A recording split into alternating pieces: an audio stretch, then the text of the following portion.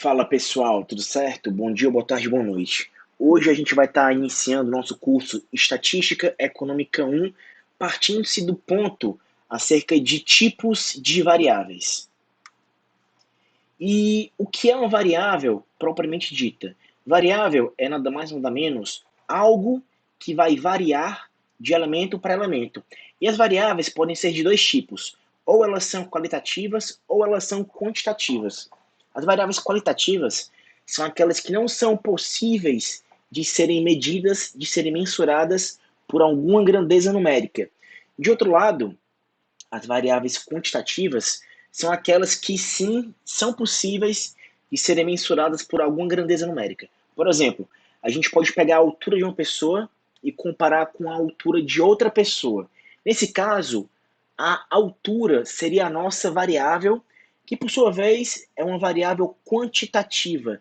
É possível de nós mensurarmos a altura de uma pessoa por uma grandeza numérica, no caso centímetros ou metros. De outro lado, um exemplo de variável qualitativa seria se a pessoa é ou não religiosa. Por exemplo, é possível a gente mensurar de forma quantitativa o quão religiosa uma pessoa é? É óbvio que não. Portanto, essa variável é uma variável qualitativa. E as variáveis qualitativas, elas podem ser divididas ainda em dois grupos. Ou elas são variáveis qualitativas nominais ou ordinais.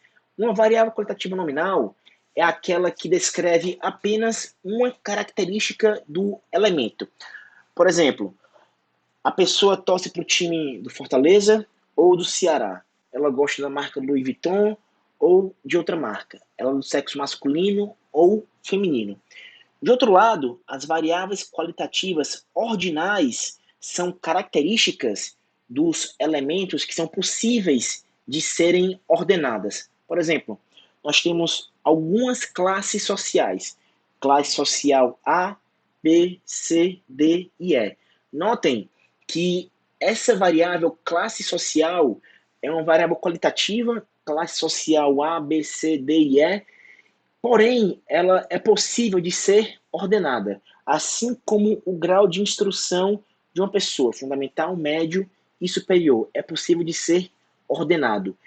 E notem que essa variável não existe uma grandeza numérica que seja possível de mensurá-la. As variáveis quantitativas, por sua vez, também podem ser divididas em dois grandes grupos. Elas são variáveis discretas ou contínuas. As variáveis quantitativas discretas são aquelas que são representadas apenas por números inteiros. Por exemplo, número de filhos, número de TVs que uma casa tem, número de erros cometidos em uma prova. Notem que essas variáveis assumem valores apenas inteiros. De outro lado, as variáveis quantitativas contínuas podem assumir qualquer valor. Por exemplo, altura, peso, o preço, a pressão de uma pessoa.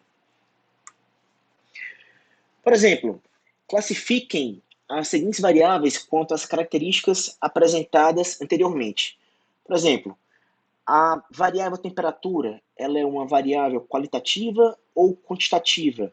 A gente sabe que ela é uma variável quantitativa porque existe uma grandeza numérica que vai mensurá-la.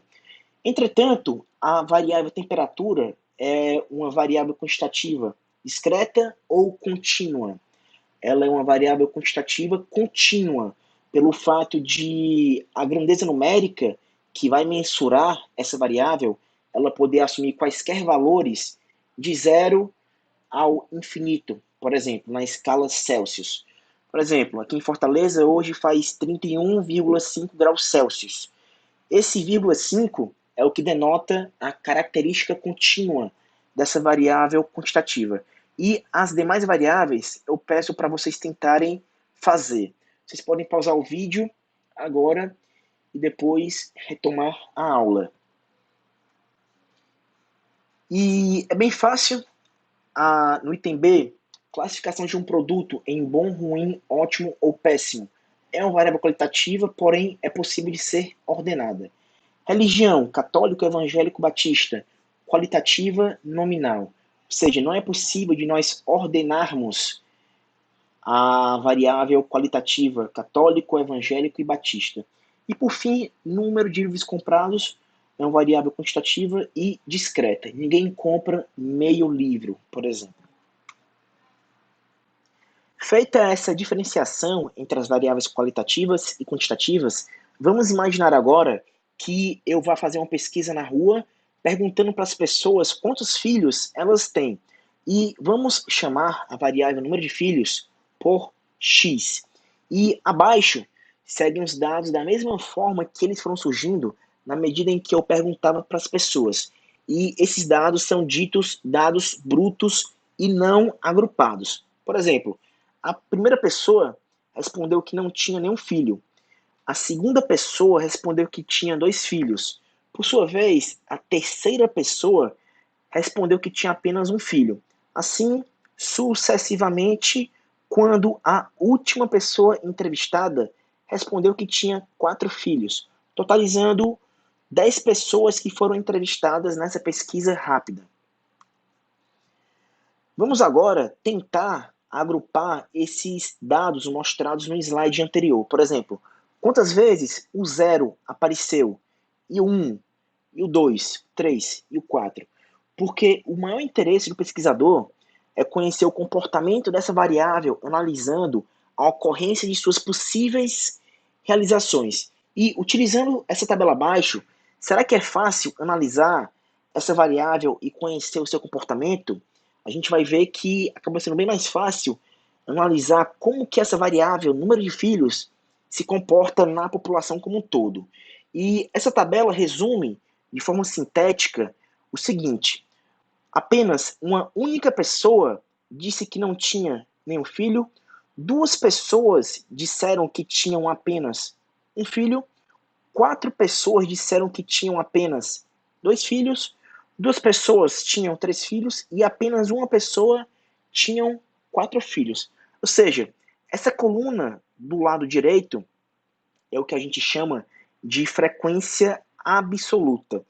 E onde tem aqui a nossa variável número de filhos, que está sendo representado por x, denota as realizações da nossa variável quantitativa discreta.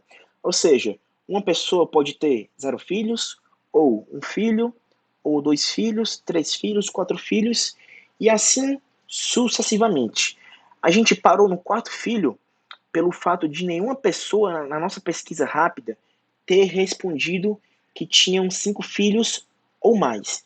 E 10 pessoas foram entrevistadas nessa nossa pesquisa. E esses dados aqui agrupados são ditos agrupados por ponto. Agora, vamos imaginar que nós temos uma variável que seja uma variável quantitativa contínua. Por exemplo, nós temos aqui 16 salários de indivíduos diferentes. Por exemplo, o primeiro indivíduo ganha 2,1 salários mínimos, o segundo indivíduo ganha 2,5 salários mínimos, assim sucessivamente, até que o último indivíduo ganha 9,5 salários mínimos. E pessoal, é possível a gente agrupar esses dados de uma variável quantitativa contínua, da mesma forma que a gente fez anteriormente, utilizando aquela nossa tabela? É possível. Entretanto, nós não vamos agrupar esses dados por ponto, e sim por intervalos pré-definidos. Por exemplo, quantas pessoas recebem um salário entre 2 e 4 salários mínimos? Foram 3 pessoas, ou seja, a frequência relativa para essa primeira classe de salários é 3, ou seja, 3 pessoas ganham salário dentro dessa faixa. E essa notação, esse T deitado, indica o seguinte: indica um intervalo fechado em 2 e aberto em 4.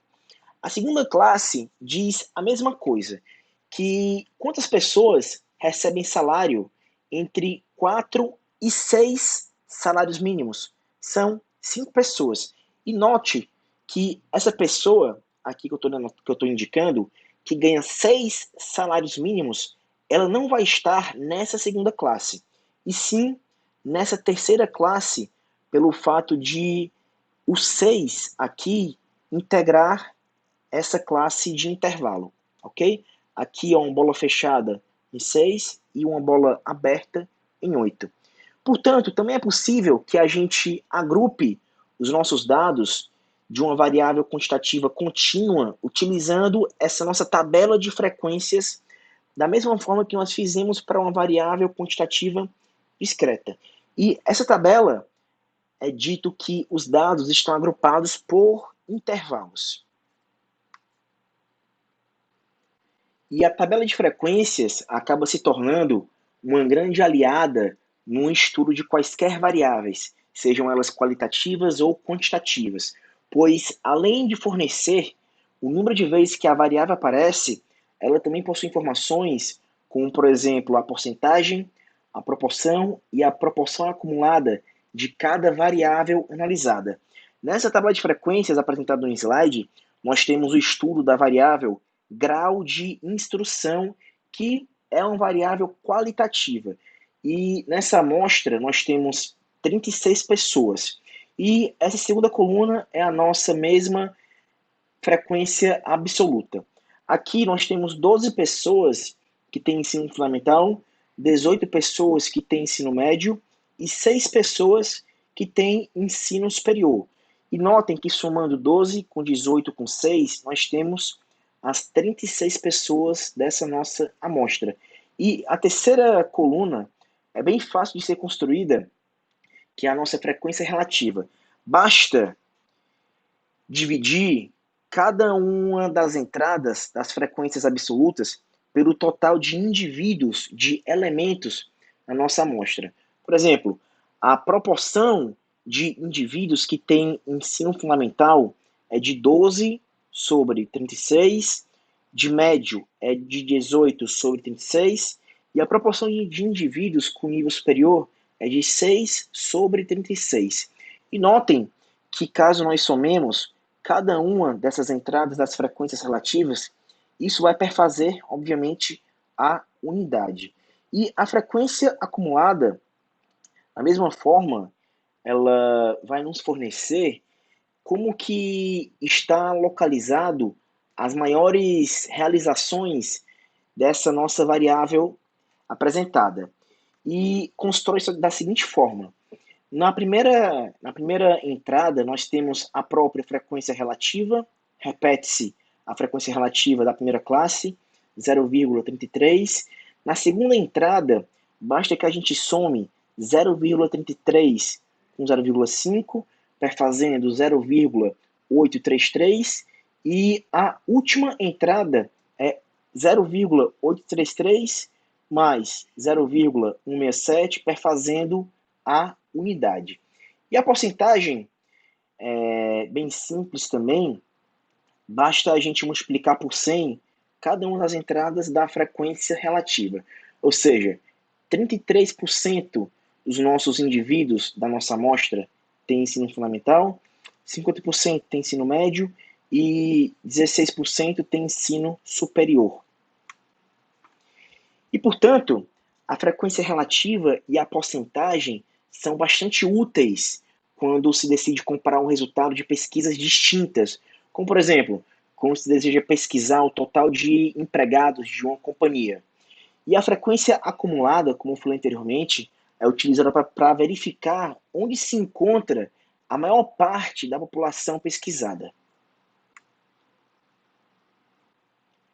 Agora, se a variável é contínua e não discreta, a construção da tabela de frequências acaba exigindo um certo cuidado. Vamos supor que nós temos em uma empresa 36 funcionários e os salários desses 36 funcionários são dados como proporção do salário mínimo.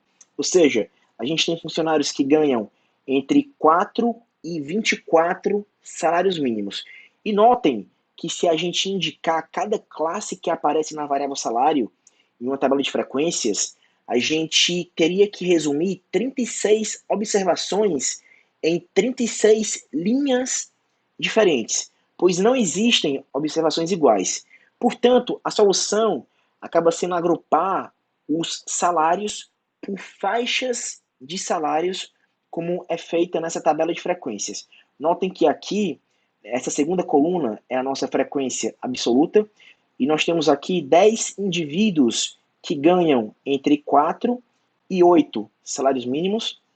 Nós temos 12 indivíduos que ganham entre 8 e 12 salários mínimos, sucessivamente, até que na última classe nós temos apenas um indivíduo que ganha entre 20 e 24 salários mínimos. E somando todos esses indivíduos em cada classe salarial, nós temos os 36 indivíduos da nossa empresa. E constrói-se da mesma forma a nossa frequência relativa, 10 sobre 36, 12 sobre 36, sucessivamente. Da mesma forma, a nossa frequência acumulada e a nossa porcentagem, que basta multiplicar cada entrada da frequência relativa por 100. Por exemplo, nós temos apenas que 2,78% dos empregados dessa empresa ganham entre 20 e 24 salários mínimos. E procedendo desse modo, a gente acaba perdendo alguma informação, obviamente, pois a gente não sabe, por exemplo, quais são os 8 salários da classe de 12 a 16 salários mínimos, a não ser que a gente investigue a tabela original. E uma forma de interpretação é dizer, por exemplo, que todos esses 8 indivíduos recebem o salário médio dentro dessa classe. Ou seja, a nível de simplificação, a gente pode dizer que esses 8 indivíduos ganham, em média, 14 salários mínimos, pelo fato de ser o ponto médio dentro dessa classe salarial. Nesse último tópico, nós iremos estudar alguns tipos de gráficos de variáveis qualitativas e quantitativas.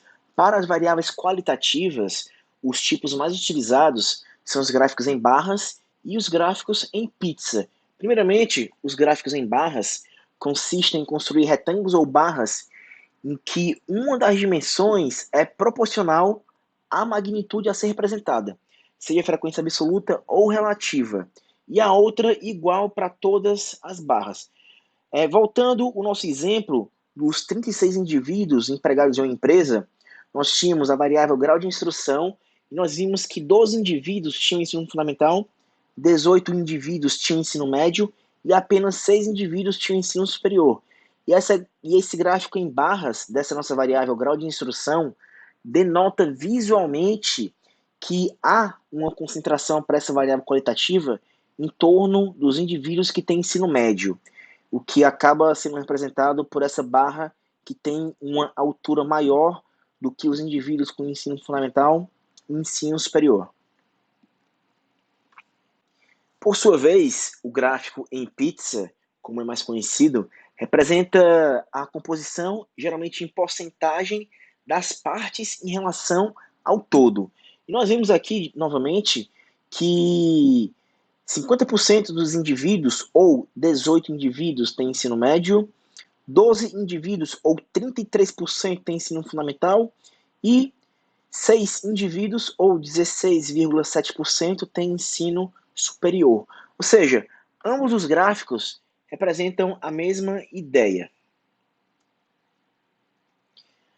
Agora, em relação às variáveis quantitativas, nós, da mesma forma, podemos utilizar o gráfico em barras e lembrando do nosso primeiro exemplo dado, que era o número de filhos que uma pessoa tinha, porém agora analisando 20 indivíduos em uma certa companhia, nós temos aqui as realizações da nossa variável, que é a variável número de filhos, ou seja, uma pessoa pode ter 0, 1, 2, 3, 4 ou 5 filhos. Aqui, a frequência absoluta. Notem que, como nenhuma pessoa relatou ter 4 filhos, acabou não existindo nenhuma realização da nossa variável aleatória para o número 4. Nós temos aqui 20 indivíduos, conforme dito anteriormente, e a respectiva porcentagem. E novamente, o gráfico em barras denota a mesma ideia que nós vimos para a nossa variável qualitativa grau de instrução do slide anterior. No caso aqui, a nossa variável número de filhos está mais concentrada em 2 filhos. O gráfico de dispersão, por sua vez, acaba denotando a mesma ideia que o gráfico por barras representava no slide anterior. A única diferença é que, ao invés de barras, nós teremos pontos. E quanto mais alto for o ponto, isso indica que existem mais elementos para a realização da nossa variável, no caso z igual a 2.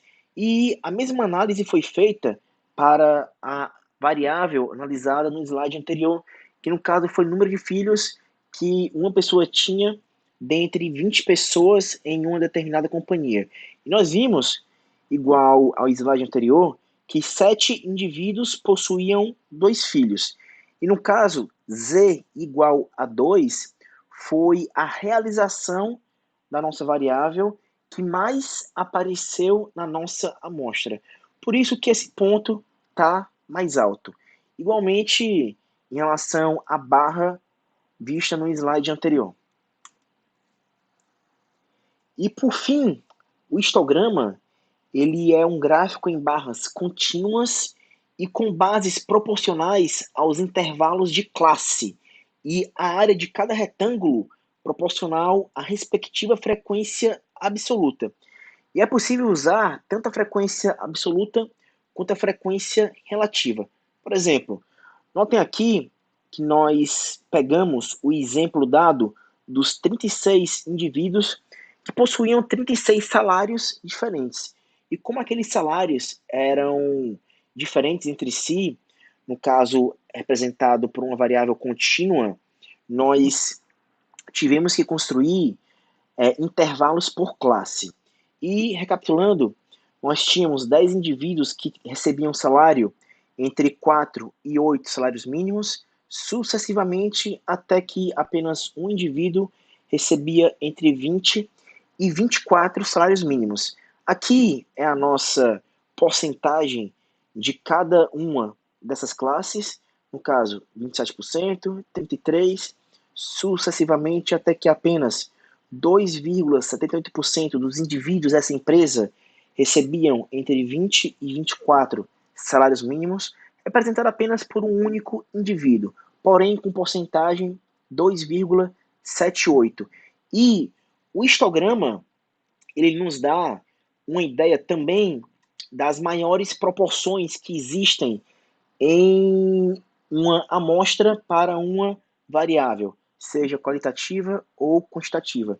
E nós vemos aqui que a altura maior, nesse caso, corresponde a 33%, que no caso foi a maior cifra observada pelo fato de existirem mais indivíduos dentro dessa classe de 8 até 12 salários mínimos.